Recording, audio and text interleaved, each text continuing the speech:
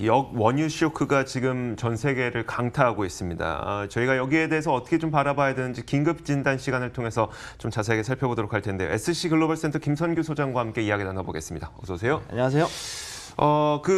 어제는 이 5월물이 만기를 하루 앞두고 마이너스권에 진입했다가 결국 만기는 9달러에서 마감이 됐더라고요. 네. 플러스로 전환되긴 했는데 어쨌든 뭐 6월물까지도 급락 장세가 펼쳐져 갖고 이거 좀 어떻게 봐야 될까요?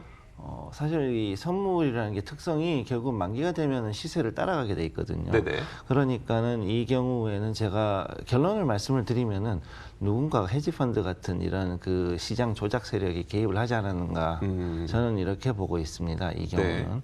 물론 이제 지금 현재 코로나 바이러스에 의해서 많은 수요가 감소가 되고 뭐 특히 그 많은 소비가 일어나는 그 중국이라든가 인도 쪽에서 이제 완전히 락다운을 해가지고 네네. 원유 수요가 확 줄어든 상태에서 그리고 또 항공사들도 또 이제 굉장히 많은 수요가 줄어들었기 때문에 네네. 그러면은 사실은 재고가 늘어날 수밖에 없거든요. 그렇죠. 그러면은 거기에 맞춰가지고 앞으로 이렇게 될 것이다라고 봤던 것들인데 거기에 대한 그거에 대한 그 어떤 그런 지금 분위기를 이용을 해가지고 그 너무 큰 그 조작이 일어났다고 보는 거죠. 저는 그래서 이거를 봤을 때는 분명히 그 증권선물위원회, 정확하게 선물위원회죠. CFTC라고 부르는 그 선물거래위원회가 미국에 있는데 네네. 우리 금감원 같은 역할을 하는 데가 있어요. 선물에 네. 대해서. 그럼 그들이 조사를 들어갈 거라는 거죠. 이거에 대해서는.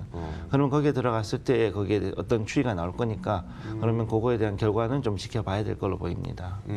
그런데 어쨌든 물론 그런 단기적으로, 그러니까 테크니컬한 어떤 그 네. 수급적인 그런 문제점은 있을 수 있다고 하더라도 어쨌든 계속 나오고 있는 얘기는 미국 내에 있는 저장 공간은 거의 다 찼고 네. 그러다 보니까 이제는 바다 위에 떠 있는 VLCC마저도 우리는 그냥 저장 공간으로 쓸랍니다. 라고 하는 수요가 많을 정도로 지금은 5월물이 됐건 5월물은 이제 끝났으니까요. 6월물조차도 실제로 실물을 인수도 하는 사람들조차 네. 우리 지금 원유 살 수가 없습니다라는 상태는 맞잖아요. 그건 맞아요. 그래서 네. 지금 그 인도물들을 6월로 롤오버를 해버렸기 때문에 네네. 그래서 그 물량들이 몰리고 거기다가 거기에 편승한 세력들이 장난친 거죠. 네네. 쉽게 얘기해서.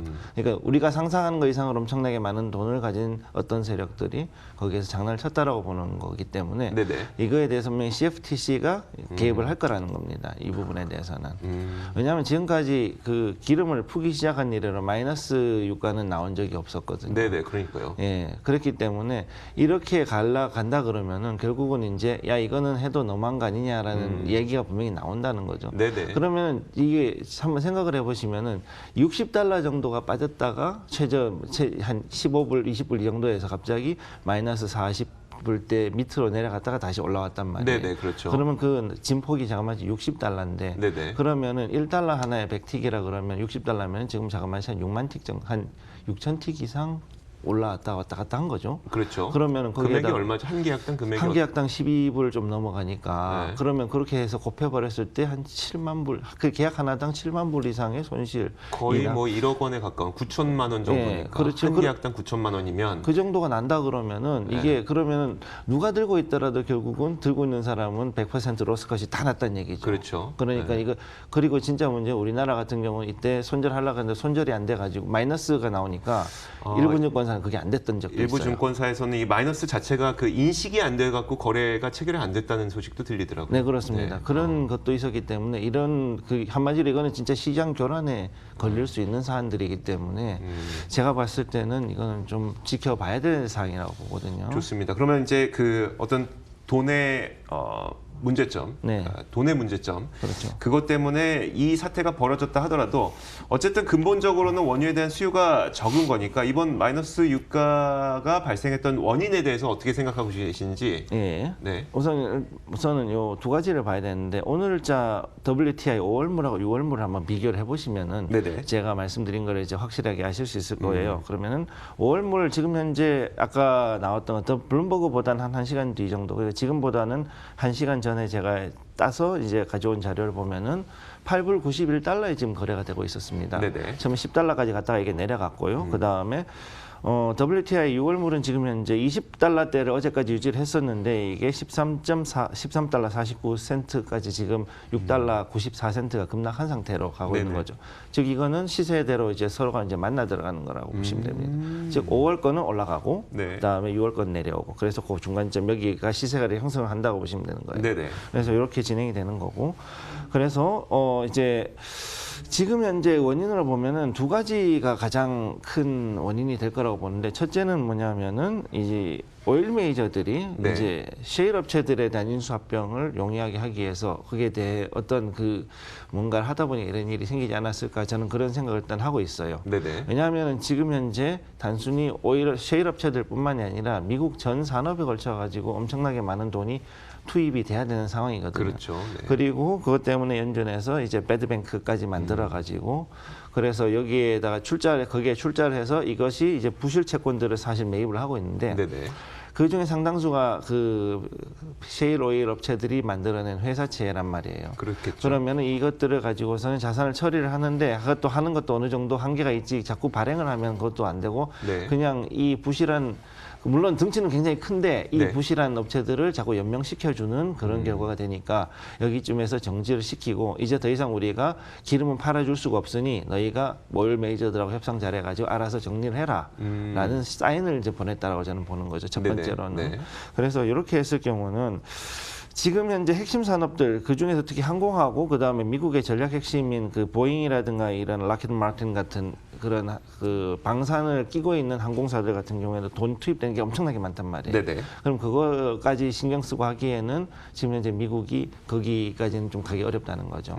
그러니까 이런 식의 스토리라는 거죠. 예, 말씀하신 걸 좀 정리를 해보면 네. 셰일 업체들이 부실 채권을 발행했다는 사실은 누구나도 많이 알고 있습니다. 그렇죠. 근데 그러면 이제 이 업체들이 당장 무너지게 되면 경기에 충격이 올 수 있으니까 이걸 연준이 일단 사주기는 하는데 네. 연준이 그냥 마냥 너희 거 다 사주진 않을게. 대신 그럼 어떻게 할 거냐?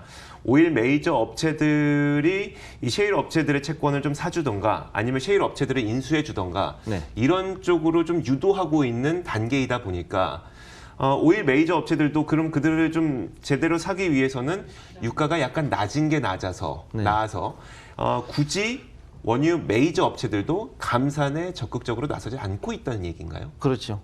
사실은 메이저 업체들 같은 경우는 할 이유가 없는 것이 자기들은 기름을 보더라도 일단 그 전체적으로 봤을 때는 스토리지가 자체적으로 가지고 있고 그다음에 로컬 스토리지 같은 경우도 대여를 하면 되거든요. 그럼 했을 때 거기에 대해 가지고 미리 대여해 놓은 그 업체에다가 그냥 기름을 저장만 하면 되는데 네. 셰일 업체들은 지금 자금이 너무 딸리다 보니까 이런 자체 스토리지는 고사하고 이거를 어디다 보낼 데가 없단 말이죠. 네네. 그러다 보니까 이걸 하려 그러면 또 다시 비용이 발생하고 그러다 보니 결국은 협상을 할 수밖에 없는 거예요. 네, 알겠습니다. 자, 그러면 이제 오일 메이저 업체들이 셰일 업체들을 좀 인수할 수 있는 스토리 때문에 마이너스 유가가 발생했다는 게 첫 번째 네. 이유인 거고. 그렇다면 두 번째 이유로는 좀 뭘 보고 계세요? 두 번째는 일단은 그 주변 국가 생각하면 사우디에 특히 이제 경고를 준 건데 경고라고 보시는 거예요? 저는 일단 그걸 경고라고 보는 거죠. 왜냐하면은 미국의 전략 비축유를 대부분이 사우디에서 가져오거든요. 네네. 그래서 지금 현재로 봤을 때는 이 비축유를 사는 것이 사우디 입장에서는 자기가 일단 연명할 수 있는 이 저유가 시대에 그래도 팔 수 있는 데가 미국인데 네네. 물론 이제 아시아나 다른 쪽으로도 많이 오고 있는데 근데 여기서 이 가격을 좀 다르게 매겼어요, 사실은. 그러니까 전략 어떻게? 비축유를 네. 할 때는 약간 프리미엄을 약간 올리고 그다음 아시아로 나가는 거 뭐 인도나 중국으로 가는 기름들에는 약간 싸게 줬단 말이죠. 네네. 이게 걸렸어요. 그 미국 입장에서 기분이 엄청 나쁘겠네요. 당연히 그렇겠죠. 네. 그러니까 그것 때문에 이게 사실 오일 정책에서 이러면은 이게 좀 상더위 쪽에서도 그렇고 사실 받는 입장에서는 기분이 나쁘잖아요. 그렇죠, 네. 그러다 보니까 이거에 대해서 좀 손을 좀 봐야 되겠다 해서 이제 그렇게 한 것도 있는데 일단 여기서 이런 상태에서 SPR을 사주지 않으면은 결국은 사우디가 지금 현재는 더 이상 할 수 있는 게 없어요. 지금 그 말씀하신 대로 그 VLCC들이 바다에 떠 있는 게 다 이 사우디 기름들이 다 떠 있는 거거든요. 네네. 그럼 그 분량이 지금 거의 1억 5천만 배럴 정도 된다고 지금 거의 추산이 되고 있는데 네. 그럼 실제 그 중에서 못해도 한 7천에서 8천만 배럴은 사우디 거란 얘기죠. 아, 그렇죠. 네. 예, 그러면은 그거는 이 지금 상태에서 했을 때 더 이상 푸지도 못하고 그냥 그대로 쭉 해야 되는데 이전에 제가 한번 말씀드렸듯이 기름 구멍 이제 유정이라는 것이 한번 그냥 막으면은 네. 나중에 다시 풀 수 있는 게 아니고 막아 놓으면 그냥 굳어가지고 못 쓰거든요. 그렇죠. 네. 예, 그러다 네. 보니까 아주 소량으로 최소한의 물량은 무조건 일단 뽑아내야 된단 말이에요. 네, 그렇죠. 그러다 보니까 이렇게 되면은 잘못하면은 정말 사우디가 기름을 다시는 못 파는 사태가 다시 못 올리는 사태가 생길 수가 있기 때문에 네. 그러다 보니까 결국은 여기서 이 감산 합의를 러시아하고 잘해야 되는 그런 결과밖에 안 나오는 거거든요. 네. 예. 니네 유정 막을래? 아니면 감산해서 조금씩이라도 풀래? 예. 사실 그 유정이라고 하는 게 특히 이제 셰일 말고 네. 전통적인 유전, 지금 사우디가 많이 하고 있는 그 유전은 약간 흔들어 놓은 콜라 같은 거잖아요. 그래서 한번 이게 딱 열으면 뚜껑 딱 열리는 순간 그때 기름이 쫙 퍼져 나오는 그런 유정인 거잖아요. 네, 그러니까 이게 네. 또 되게 불리한 게 사우디한테 지금 불리한 게 하나가 있는 게 네네. 뭐냐면은 WTI는 이 중질류라고 해서 인터미디어트라고 부르는 건데 네네네. 사실은 보면은 굉장히 가볍습니다. 경질류입니다. 아, 그래요? 네. 초경질류입니다. 사실은. 그러다 보니 얘는 하면은 거의 물 같은 수준이라 가지고 그래도 다시 약간 이제 뭐 하면은 다시 퍼올릴 수가 있어요. 네네. 근데 사우디 거는 사실은 대부분이 아라비안 라이트라고 부르긴 하지만 얘가 중질류라 가지고 사실 케찹보다 더 뻑뻑하단 말이죠. 아. 그러니까 얘는 한번 굳었다 그러면은 정말 뚫기가 어려워요. 네네. 그렇기 때문에 이게 유정이 막히면 사우디 입장에서는 더 힘든 거죠. 이거 봐라, 마이너스까지 가는 거 보면 너희는 뭐 러시아랑 합의해서 감산 안 하고 못 버틸 거리라는 좀 신호를 미국 쪽에서 보내고 있다는 의미로 네. 좀 보이시는 것 같아요. 그렇습니다. 좋습니다. 이제 좀 전략을 세워볼 텐데 그러면 유가는 앞으로 좀 어떻게 흘러갈 것으로 보세요? 일단 장기 원활물로 갔을 때 컨텐고는 계속 보여주고 있었는데 네네. 지금 선물이라는 것이 결국은 시세를 수렴하게 돼 있거든요. 네네. 그러면 이것으로 봤을 때는 이제 6월물이 결국 이제 따라가는 것을 봤을 때는 전체적으로 원월물들도 천천히 내려갈 걸로 보고 있어요. 네네. 근데 이게 지금 13달러, 뭐 12달러 여기까지 왔다는 건 사실 좀 너무 내려갔다고 보기 때문에 네네. 한 15에서 20달러 정도에서 단기 박스권을 형성하고 그 다음에 미국 경기가 어떻게 회복되느냐를 보면서 서서히 상승을 할 걸로 저는 일단 보고 있습니다. 네네, 알겠습니다. 네. 제가 마지막으로 간단하게 한 가지만 더 여쭤볼게요. 사실 유가가 이제 그 글로벌 경제 변수가 또 될 수도 있다 보니까 이게 어떠한 악재가 되느냐에 대한 질문인데 우리가 걱정하고 있는 건 셰일 업체들이 파산하게 되면서 혹시 경제적으로 갑자기 또 뭐 패닉셀링이라 이런 것들이 나오지 않을까에 대한 걱정이거든요. 이런 건 걱정 안 해도 될까요? 일단 연준에서 신용 보강을 해서 회사채를 커버해주고 있고 그 다음에 네네. 여기에서 인수합병을 자꾸 압박을 받고 있기 때문에 네네. 대부분의 업체들은 거의 이제 부실한 건 정리가 되고 어느 네네. 정도 큰 뭐 억시덴탈 같은 이런 업체들은 그래도 좀 자리를 자기시키고 그냥 갈 수 있지 않을까 저는 일단 그렇게 보고 있습니다. 네, 알겠습니다. 그러니까 그 정도 걱정까지는 할 필요가 없는 상태라는 거죠. 그렇죠. 네, 알겠습니다. 자, 지금까지 SC 글로벌 센터 김선규 소장과 함께 이야기 나눠봤습니다. 말씀 고맙습니다. 네, 감사합니다.